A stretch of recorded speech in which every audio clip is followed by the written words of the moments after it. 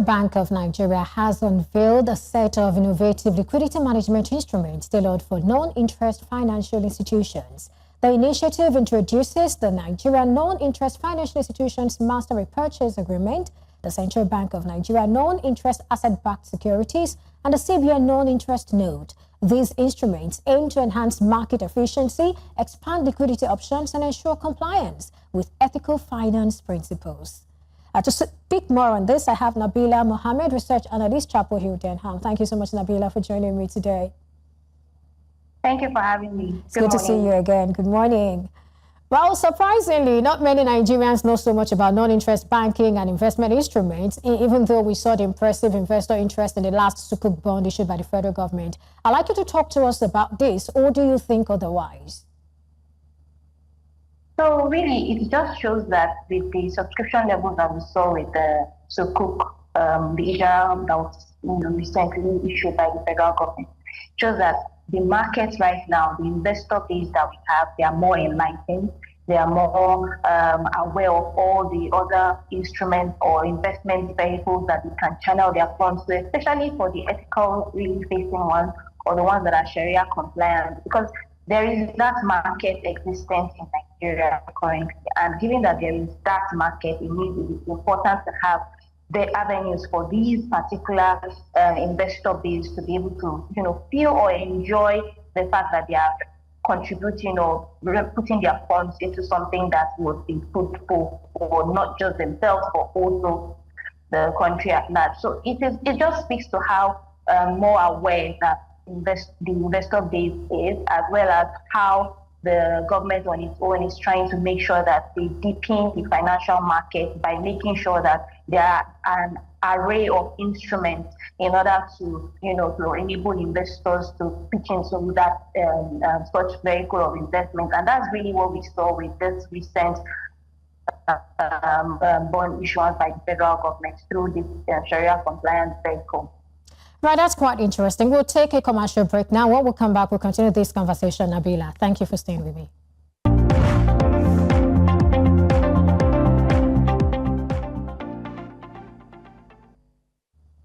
Glad to know you stay with us. Nabila, thank you for staying with me. Thank you. Bye. All right, we're talking about these instruments that were recently unveiled by the CBN. We have the Nigerian Non-Interest Financial Institutions Master Repurchase Agreement, and we also have Central Bank of Nigeria Non-Interest Asset-Backed Securities. I'd like you to help us unpack these and what changes you think or we should all expect that they will bring to the table. So to start with, this thing with regards to non-interest financial instruments actually started in 2012. There was a circular issued by the Central Bank of Nigeria in 2012. There was also another one that was issued like 5 years later in 2017. And all these explained different instruments back then had the idea that just sticking to just the non-interest banks now keeping funds with the CBN at zero fees, almost like they're just saving the money for the bank. And with the one that was just recently released, which is the circular that you are referring to, it still talks about some of these instruments that were already initially stated in the circulars in 2017 and 2012.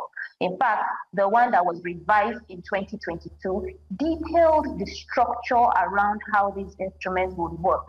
And it is only open to the non-interest banks. Currently, we have 6 non-interest banks in Nigeria. We also have a bank that has it's also open to banks that have non-interest windows. And this just simply means that the Central Bank of Nigeria really is aware of the fact that we are beyond the conventional banking. We have all those non-interest banks that we have issued licenses to, and in a bid to manage liquidity in the system, because that is really the era that we are in right now. The CBN is trying to mop up excess liquidity. The CBN is trying to rein in inflation. But then there is a market segment that they are unable to reach because this set of people or this set of banks cannot invest in things like automobiles that come at an interest rate to them.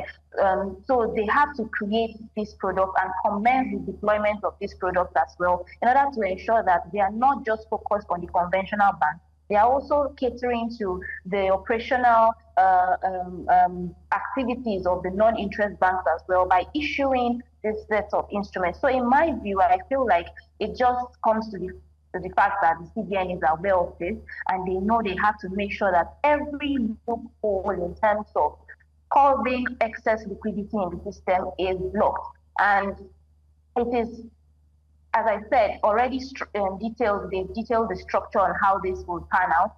What the circular that was released recently just seeks to do is to let us know that they would start the commencement of this particular instrument, even though it had actually been something that they have introduced years back. So these are the things that I feel that the CBN is really looking at in terms of trying to mop up excess liquidity and targeting the non-interest financial institutions as they do so. All right, let's also look at this. I mean, with the introduction of the CBN Non-Interest Note, which of course helps to expand the suite of non-interest financial instruments available in the market, what can the investing public expect, and what does this particular one offer?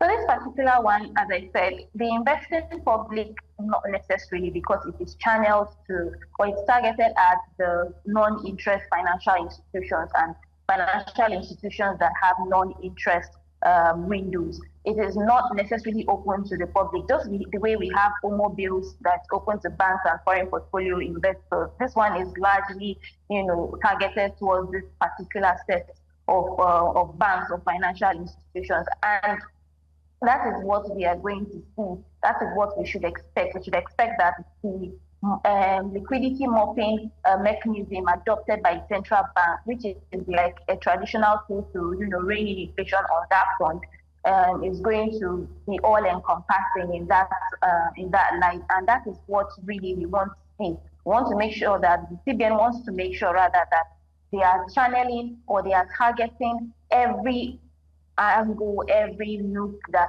can potentially result in excess liquidity and curbing that. And that is really what we want to see when we are trying to rein in inflation. Now, this concept is not even entirely new, because if you look at other countries that have a dual banking system, that's both the conventional and the Islamic banking system, they also adopt some of these policies, and it's more or less like a combination of both parties. When I mean both parties, I'm referring to the monetary authorities as well as fiscal authorities, issuing instruments that are tailored towards Sharia compliant. And when they are Sharia compliant, it means that they would have this particular level or this particular set of financial institutions buy into such instruments. Now, given that, like I said, these countries also have this agreement or this synergy or this working together kind of in place, just to make sure that they meet or reach the needs of this set of financial institutions or investors, it would help to deepen the transmission or the monetary policy transmission. Now, it is not just cutting across conventional, it will also cut across Islamic financial institutions. Everyone should really be working towards achieving the goal of reining inflation. And really, that is what I believe this seeks to achieve in the long run as they adopt it and they adopt it fully. All right. I remember earlier you talked about Nigeria having enough market or having the market for this. I'm just curious to know if you think more needs to be done to sort of improve investors' interest in not just Islamic banking, but even ethical investments and, other things in that regard. So really, if we look at the Islamic financial institution market, like the market that is just seeking to Islamic finance, it's not as deep as we would expect it to be. Like I said earlier, we only have 6 Islamic non-interest banks that have been licensed, with the most recent license last year, I think around June. And this particular thing just shows us that in comparison with the conventional banking system, where we have a plethora of deposit money banks, there is still much that needs to be done. But it doesn't mean that they wouldn't want to address or they wouldn't want to of this minority in time, because it just would help them to deepen the financial market, especially the Islamic financial market in Nigeria, by offering such instruments. So I still think more would have to be done, but whatever they have done so far, which is the introduction of these instruments, or even acknowledging the fact that we have such investors in our midst or in the market, is a good step in the right direction in my own view. So I feel that in as much as more needs to be done, it has started to do something to cater to the needs of this class of investors. Right, let's close with this, Nabila. I mean, beyond non-interest banking and investment instruments, how well would you rate Nigeria's adoption and compliance with ethical finance principles? I would say that we are doing relatively well, given how not wide enough that our market is. But like I earlier said, there's still more to be done. And investors are increasingly asking for instruments that are ethical in nature, that caters to or are tied to projects. We are beginning to see more bonds, that green bonds and other variety of instruments that are tied or meet this particular criteria being issued in the market. And for that to be issued, it means there is a market for it.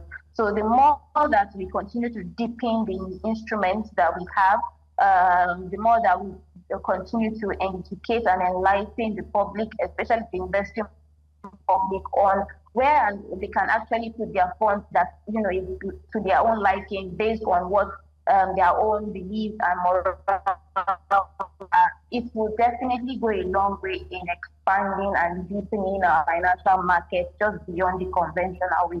But I think that we are doing well, if you ask me, and I believe that there is more that can be done, but we just need to make sure that we start to bring all the stakeholders involved. If we need a certificate to verify that, okay, this instrument is Sharia compliant, or this instrument or this fund is ethical in nature, just to convince investors that they can't put their funds in that instrument or invest in that. Why not? We definitely think the turnout strong enough, just like we saw in the IJARA that was recently issued by the federal government. So there are a lot of things that need to be done, and I think that we are already working on that path. All right, thank you so much, Nabila Mohammed, research analyst, Chapel Hill Denham, for your time and thoughts on the show today. Thank you for having me. It's always a pleasure to have you.